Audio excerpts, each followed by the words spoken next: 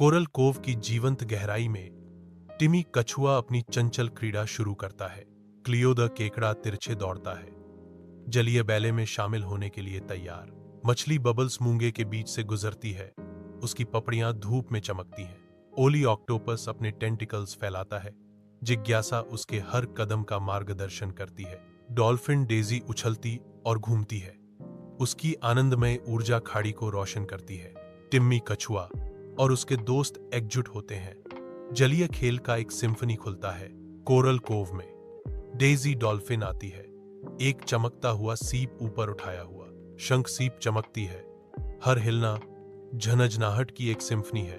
एक शानदार तमाशा प्रकट होता है क्योंकि दोस्त इकट्ठा होते हैं, उनकी निगाहें चमकदार खजाने की ओर खींची जाती हैं। उनका सामूहिक विस्मय कोरल कोव को साझा आश्चर्य के आश्रय में बदल देता है। कोरल कोव के धूप से सराबोर तटों के बीच टिमी समुद्र से खजाने की तलाश करता है। डेजी सावधानी से सीप प्रस्तुत करती है, जो समुद्र की गहराई से एक रत्न है, जबकि पास में लहरें धीरे धीरे टकराती हैं। एक कोमल चेतावनी के साथ डेजी चेतावनी देती है, बस इसे गिराओ मत।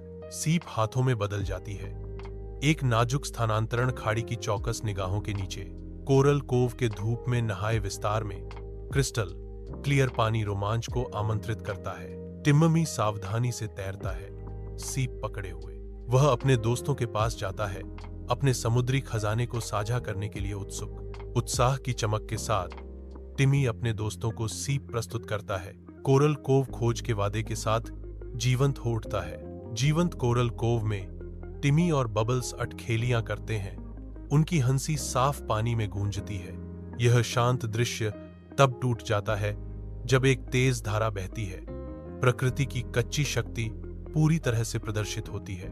एक चमकता हुआ सीप जो कभी सुरक्षित रूप से पकड़ा गया था, अब गहराई में खो गया है। कीमती खजाना चट्टान में गायब हो जाता है, जो समुद्र के आलिंगन में समा जाता है। चमकदार धूप के नीचे मूंगा चट्टान जीवन से भरपूर है, रंग और गति का एक बहुरूप दर्शक। टिम्मी की आवाज घबराहट के साथ शांत दृश्य को भेदती है।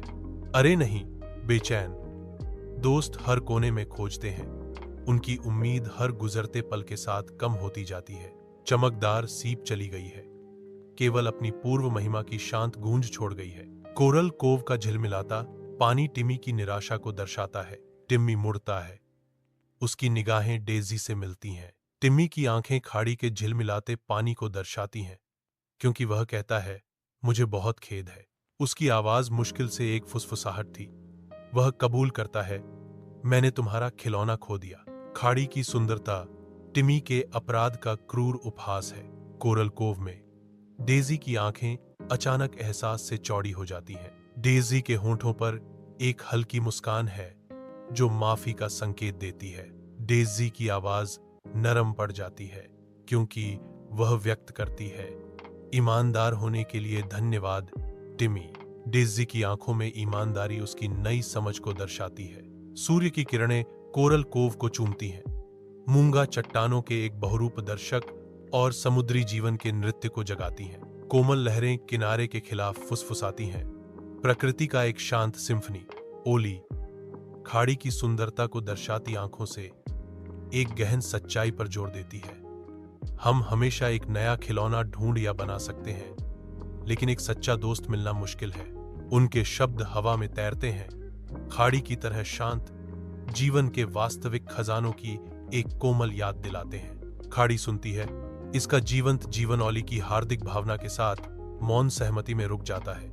कोरल कोव के धूप में नहाए आसमान के नीचे क्लियो खुशी से अपने पंजों से ताली बजाती है। अपनी आंखों में चमक के साथ क्लियो घोषणा करती है, चलो एक नया खिलौना एक साथ बनाते हैं। उसके चेहरे पर दृढ़ संकल्प अंकित था। क्लियो समुद्र तट को स्कैन करती है। क्लियो समुद्र तट पर पड़ी लकड़ी की तलाश में है। क्लियो बनाना शुरू करती है। प्रवाल कोव के धूप से सराबोर आकाश के नीचे दोस्ती का एक संयुक्त मोर्चा जीवंत हो उठता है। क्लियो नाजुक ढंग से जीवंत मूंगा को आकार देती है। बबल्स सबसे चमकदार पत्थरों की तलाश करता है। ओली समुद्री शैवाल रिबन बांधता है।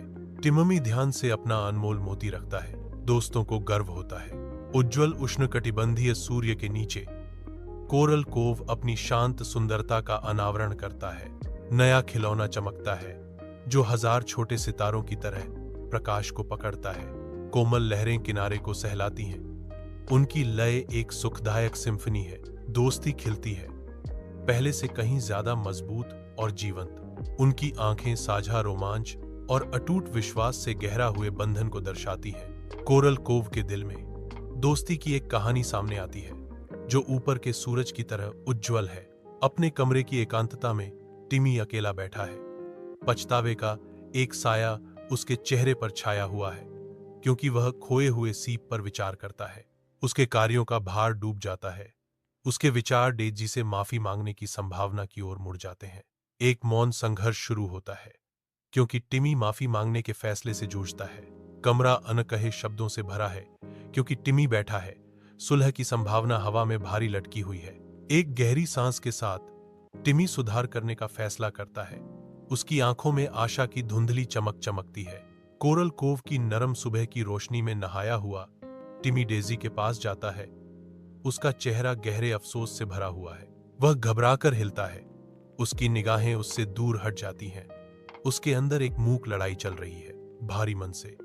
टिमी आखिरकार बोलता है। उसकी आवाज दुख से भरी हुई है। डेजी, मुझे बहुत खेद है।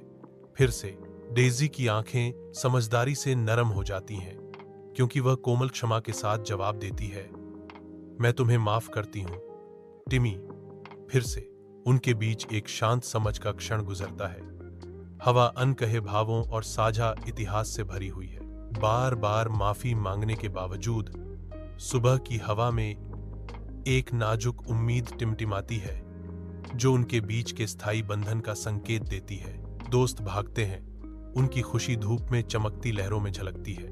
हंसी हवा में भर जाती है क्योंकि वे चमकदार फिरोजी पानी में छींटे मारते हैं। उनकी खुशी खाड़ी में गूंजती है। वे एक शानदार रेत का महल एक साथ बनाते हैं। उनका साझा प्रयास उनके अटूट बंधन का प्रतीक है। मित्र कहानियां साझा करते हैं।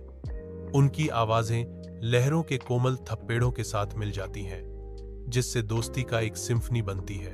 वे समझते हैं कि दोस्ती दुनिया में सबसे महत्वपूर्ण चीज है। सूरज उनकी मुस्कुराती हुई चेहरों पर चमकता है। उनकी दोस्ती के इस अद्भुत दिन पर सुनहरी चमक बिखेरता है। जैसे ही सूरज क्षितिज के नीचे डूबता है, दोस्त एक दूसरे की संगति में सांत्वना पाते हैं। सूर्यास्त की गर्म चमक में नहाते हुए वे अपनी साझा यात्रा के बारे में याद करते हैं। वे अपनी दोस्ती की बात करते हैं, एक बंधन जो साझा हंसी और आंसुओं से बना है। वे एक दूसरे के लिए हमेशा मौजूद रहने का वादा करते हैं, एक मौन प्रतिज्ञा जो समुद्र की हवा पर फुसफुसाई जाती है।